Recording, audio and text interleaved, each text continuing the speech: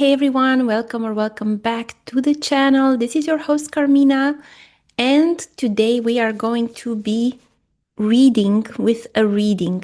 We are going to be reading Shōgun, this novel by James Clavell, with the help of a Lenormand or Lenormand cards. And we're going to be using a box spread, which is a 9-card spread shaped like a box. And we are also going to be using a Japanese themed deck, the Ukiyo-e deck by Robert M. Place. There are some great things about that deck, and you will see when we do the reading. And why did I choose this? Well, as a child, I saw my mom had in her bookshelf this book, and it always intimidated me. I was afraid to even touch it or take it out because it was so big. And I was thinking, how would one person manage to read all this book? It seemed enormous. I did manage to read it as an adult, and I really loved it. I really loved it because I love Japan in the Edo period. I love that it's inspired by a real event, an Englishman who actually became a samurai. And I also love the complexity of the characters, the culture clash between the foreigner and the rigid Japanese structure, the emotional intensity. Yeah, I really love this book. So if you haven't read it, I recommend it. I'm sure there's also a series somewhere, but the book is the book. Of course, I'm gonna intertwine that with Lenormand because I love the imagery of the Edo period, and that is reflected in the ukiyo-e deck that I mentioned. So without further ado, let me share the image and let's get reading. Just wanted to make clear that these are not randomly selected cards. These are cards that I chose to reflect the themes and order of events with the purpose of illustrating the meaning of the Lenormand cards. So I'm gonna show you why I chose these cards and how you can interpret them through rows, through columns, and also the focus card. The first row, the top row from left to right, is the ship, the book, and the pagoda. The pagoda is the tower card in classical Lenormand, but here the artist chose something more evocative of the Japanese culture. The first card, this is how it all begins. The book begins with a shipwreck during a storm. This also reflects the main character's, Blackthorne's, journey. His physical journey from England to Japan, but also his inner journey, his transformation, becoming from sailor to a samurai. It also signifies Blackthorne entering a new worldview because the Japanese culture is something completely different to what he's used to. So the ship, movement, voyage, journey, inner and outer journey. The second card is the book. The book is a symbol for secrets, hidden things, hidden truths. Also the esoteric nature of the samurai codes. And the book is also the Japanese etiquette because a lot of the customs, a lot of the proper behaviors that are very revered in Japan, they were very unknown, secret. They were very hidden and secret to Blackthorne. Because the first row represents the past, the book shows that the beginning was veiled. It was misunderstood. There were a lot of misunderstandings. Also because Blackthorne, the main character, and his crew, they didn't speak a word of Japanese. But he did speak Latin and Portuguese. And he could talk to some of the higher ranking samurai and also to Mariko, because Japanese had already been acquainted to Portuguese missionaries, and they were also familiar with Latin from them. So the book also shows the mystery of the Japanese language, but also the knowledge of other languages that helped him understand the ways and the norms of the Japanese people. And this leads us to the third card in the first row, the past, which is the pagoda or the tower card in classic Lenormand. The tower is a symbol for isolation, hierarchy, authority, and it represents the feudal structure of the Japanese society, as well as the cold distance of the daimyo, the ruler. It also reflects one of the main character, Toranaga, his lofty and watchful position. He is like the tower. So if we were to resume these three cards, to summarize them in a sentence, we can say that a foreigner, the ship, because the ship also is the foreigner, arrives in an unknown land with mysterious customs, the book, and this stranger is entering a world defined by rigid order, hierarchy, more impersonal coldness, which is the tower. There is secrecy, book, and separation, tower. Now let's go to the second row. The second row is the fox, here depicted by the traditional Japanese spirit, the kitsune, which is a very cunning spirit. And then the ring, and then the scythe, here associated by the creator of the deck with the daikoku, which is a deity connected to harvest and wealth. But in Lenormand, the scythe has a more shocking, cutting off meaning usually. Harvest is more a secondary meaning. The fox represents cunning, strategy, deception. It could point to Mariko's ambiguous loyalties or Toranaga's political maneuvers. The ring, which is the focus card, and we're going to talk more about it later. It represents commitment, bonds, contracts. It talks about the political alliances between different factions.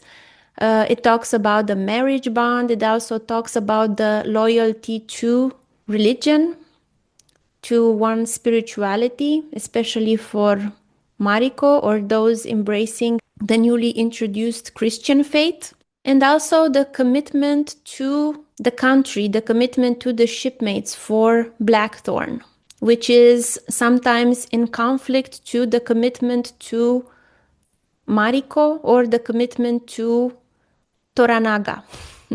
There is a lot of overlaps and a lot of contradictions and a lot of choices that have to be made sharply, which takes us to the next card in the present line, the scythe. The scythe has to do with sudden decision, to cutting ties, to sacrifice, something being severed. There are many such moments in the book, very unexpected twists as well, shocking twists that happen. And the first scythe moment that I can think of, there's a beheading scene in the beginning of the book. The scene happens when Blackthorne and his men are imprisoned after arriving in Japan. They're still adjusting to their confinement and lack of understanding of Japanese language or customs. And during an early visit by samurai, which are the Japanese officials, a local Japanese man fails to show proper respect. I think he didn't kneel quickly enough, or he didn't look down, something like that. He didn't follow protocol. And in response, a samurai immediately and without hesitation beheads him. So this is very shocking for Blackthorne and his men because there's no judgment, there's no talking, there's no argument. The execution happens with total calm and ritual dignity, horrifying the Europeans who are still operating with their own sense of justice. But this very scythe moment is very crucial in the opening of the book because it introduces the reader and the character Blackthorne to the severe, codified, and immediate system of justice of the samurai. And this serves as a warning to Blackthorne and his fellow shipmates because this is a land where one single misstep can lead to sudden death. No trial, no talking, no second chances, no explanation. So, yeah, you can see the energy of the scythe and why I chose it. Very irreversible, very sudden, very shocking. If we were to summarize the present in a phrase or a sentence, we can say that strategic relationships are formed, the fox and the ring, because everyone is playing a multi-layer game, like the fox. And then they carry the risk of sudden, fated separation or sacrifice with the scythe. This central row shows the core dramatic tension of the book, loyalty versus personal cost. So everyone has a personal interest, like the fox. The Europeans are dreaming of going back to Europe and becoming rich, but they have to play a game so that they don't get the scythe, they don't get the Japanese sword. Everyone is playing a game. Samurai want to advance their careers. They have to pick who they pledge allegiance to. It's very complicated. There is always this play between personal interest and partnerships, alliances, strategy. Now, the third row consists of the heart, which here is represented by Kokoro, and I will explain what that is. The cross, here it's represented by Kamon, I will also explain, and the lilies, which here are represented by the lotus, a more authentic Japanese flower. This is a very beautiful interpretation of the heart card, and Kokoro is a word that can't be translated with one single word to English. In Japanese culture, it's the emotional and spiritual center of a person, unites the heart and the mind together. Unlike in English, where the heart is more the emotion and then the mind is the reason. So Kokoro is not just the heart or the mind, it's the total inner being, the center of one's experience, ethics, perception, and feeling. So that's why I love Robert M. Place. Created this deck, chose this word. This is called the bleeding heart flower. The blossoms look like tiny hearts dripping with a tear, which is why they are symbolically connected to emotion, love, and sorrow. This is the perfect illustration of the concept Kokoro. The heart in Lenormand talks about love, it talks about emotional truth, it talks about the deepening of feelings, especially between Blackthorne and Mariko, but also learning to love the Japanese culture. You can see the evolution from when Blackthorne arrived to the Japanese shore the first day. Everything was strange, the customs were weird, the language was weird. Then he really learned to love being there. Then we have the Kamon, the cross. This is a very interesting choice from the artist. I personally would have chosen the cross symbol itself because it did exist already in the ukiyo-e in the Edo period of Japan. There had been Portuguese missionaries that brought Christianity to Japan. So he could have used very nicely the cross. This is an emblem, the kamon, that is used historically to identify lineage. status and allegiance. This is similar to European coat of arms. I'm saying that the person who illustrated the deck could have used the cross because Japanese were already familiar with Christianity. When it was first introduced, it was a tolerated religion along with the original Shintoism, which is not a religion per se with a system. It's just the belief that everything, all the objects and all the animals, they have a spirit, like a kami or a komi. So it's an animistic worldview. And Buddhism came later to Japan. It was brought from China and Korea, so about 500 to 1,000 years before the Edo period. Buddhism had been imported to Japan. And then later on, in the 16th century, there were missionaries from Portugal bringing Christianity in the form of Catholicism to Japan.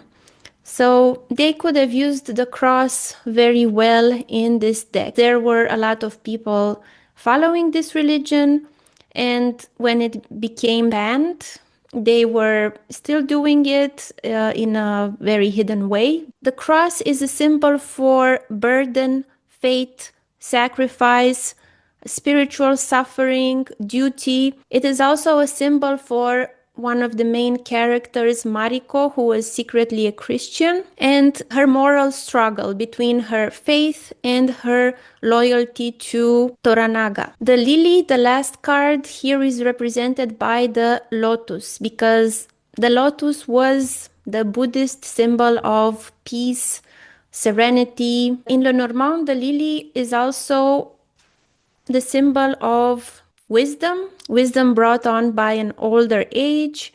It's also sexuality, death, and legacy. Lotus, which is Hasu in Japanese, represents the purity of heart and mind because it blooms unstained in muddy waters. And it also symbolizes the path of transformation. This I chose as the last card because it suggests nobility. It's the symbol of calculated legacy. A Toranaga, using Blackthorne's navigational skills and also his political knowledge and cultural knowledge from Europe, Toranaga used that to fortify Japan against European powers. Blackthorne recounted to Toranaga the fate of some empires in South America that opened up to the conquistadors and were wiped out.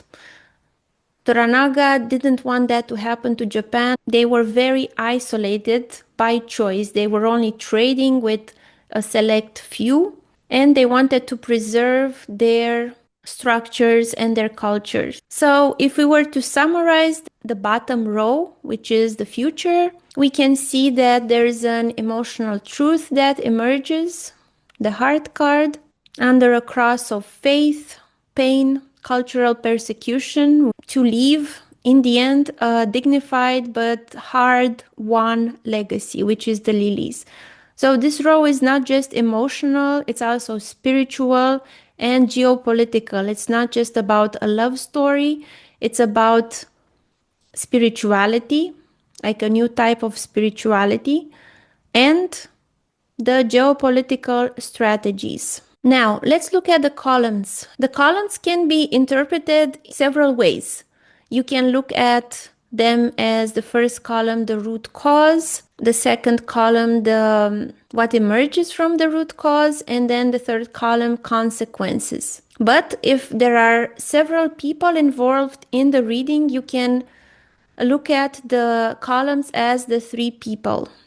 Here in this book, there are three main characters: Blackthorne, Mariko, and Toranaga, the future shogun. So Blackthorne is the foreigner that comes to the distant land. You can see him as the ship, the fox, and the hart. So he's a traveler. He goes on a voyage out of self-interest because he wants to gain from it. He wants to gain knowledge. He wants to advance. He wants to also gain financially, but ends up falling in love with a person and a culture. The main character was already married and had children in England, but was not allowed to come back, just like the real life person that the book was inspired on. He had a very good standing in the Japanese world, but he was never allowed to return. The second row can show Mariko, the book, the ring, and the cross. It shows some aspects of her personality. She is a very learned person. She is the holder of hidden knowledge, not just language. I think she speaks Latin and Portuguese. She is very cultured. She also holds secret spiritual knowledge and political codes. She mediates between worlds. You see, the ring is the second card there. It's because she is the binding force in marriage, in loyalty, in spiritual devotion. And this also includes her sacrificial bond with Blackthorne. And we have here also the cross because her fate is heavy, both Christian and karmic. She carries the burden of fidelity, duty, and ultimately martyrdom, which is the epitome of the cross. And the column 3 is Toranaga, the future shogun. And he is represented by the tower, the scythe, and the lilies. He is the pinnacle of power and order. He is remote, strategic. He's the daimyo. The scythe is the second card. He makes sudden, cutting decisions, ruthless when it's necessary. And this reflects his use of strategy, calculated risk, and removal of obstacles, sometimes even people if they get in his way. So he's the one that has to make sharp decisions because the situations always change and he has to be one step ahead. He has to be really, in human design, you would say he has like a splenic awareness. He has to feel immediately what's happening and make the sharp choice, not influenced by. And the last card that represents Toranaga is the lilies or the lotus. His legacy is wisdom and eventual peace. Even though his rule was hard won, results in a stabilized order and possibly the unification of the different fractions that were engaged in civil war. He is playing a long game. He has a long vision. You see, the lilies are a card of things unfolding slowly over time. And if we were to quickly just do a little mirroring, the first card mirrors the last card. So the ship, this voyage, internal and external, leads to long-lasting consequences. And the person is not just Anjin, a pilot. He becomes a well-respected samurai and advisor of the daimyo. And I'm gonna just say this one more time, that the focus card, the card in the middle of the box spread, is super important. Here we have the ring because everything is built on bonds, on relationships, the relationship between East and West, the relationship between Mariko and Blackthorne, Mariko and Toranaga, Toranaga and Blackthorne, Blackthorne and his shipmates, and ultimately between soul and fate. So yeah, this video was for the people that are very interested in Lenormand and maybe also have an interest in stories and reading.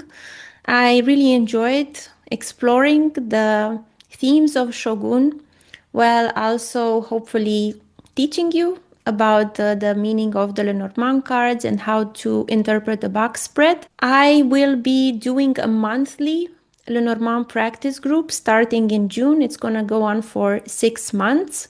And every month on a Sunday, we meet and discuss a certain topic with many examples. We do readings together in a group. Yeah, more details in the description box. You will find the link to my website. Card reading manual of 60 pages is also included if you decide to join the practice group, and you should because it's fun and it's informative and educational. That being said, I'm gonna see you on Saturday with a human design video this week.